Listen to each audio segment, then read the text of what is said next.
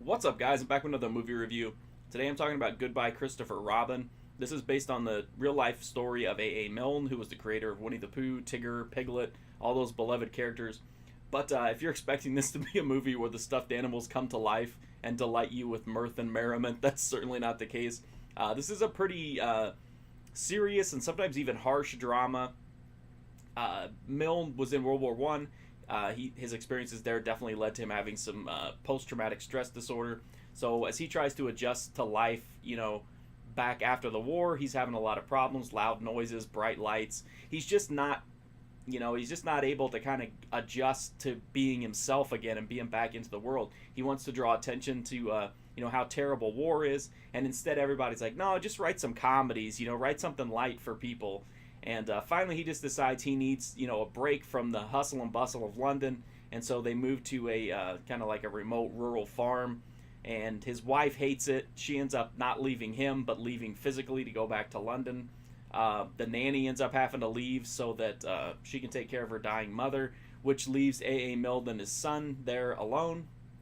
And it's kind of an odd pairing because the parents are not close to the kid at all. I mean, there's definitely a detachment there, but the father and son definitely bond once they're alone. They end up going out into the woods and just having fun, and that really helps, soothe Milne's post-traumatic stress disorder.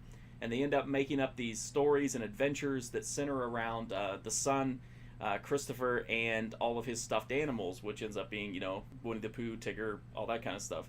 And then whenever he writes a story for his son about them, it ends up getting published and ends up obviously becoming a global phenomenon. And that's just what the movie deals with. But it's mostly focused in on the relationships between the father and son, between the son and the nanny, and just kind of the disconnect and then strong connections between some of them. It's a really interesting movie. I've read that it's not super close to what actually happened. The biggest difference being that the ending kind of gives you a nice, happier, satisfying way to leave the movie theater as compared to what happened in real life. But I thought the performances were really good. I thought the kid was great. I can't remember his first name, but Gleason that plays A. Milne is solid here. Margot Robbie has a smaller supporting role in which she plays basically this selfish ice queen type character, and she was a lot of fun to watch. The movie has a lot of relationship dysfunction, post-traumatic stress disorder, the price of like selling something that's you created that's very personal to you and having to release that into the world, war, all kinds of stuff that are pretty serious. But at the same time, the movie never feels super heavy because it does have a really sharp sense of humor a lot of the times. And I just really liked it. I thought it was really solid. It's definitely not something I'll probably watch again, but I'm definitely glad that I got to see it one time just because it is well acted, it's well executed. Everything about it is pretty solid. Obviously, it's very grounded, so there's not a lot of like wild stuff that happens in it. But overall, I think it was a really solid movie, and I'm definitely glad that I was able to see it, especially at the theater.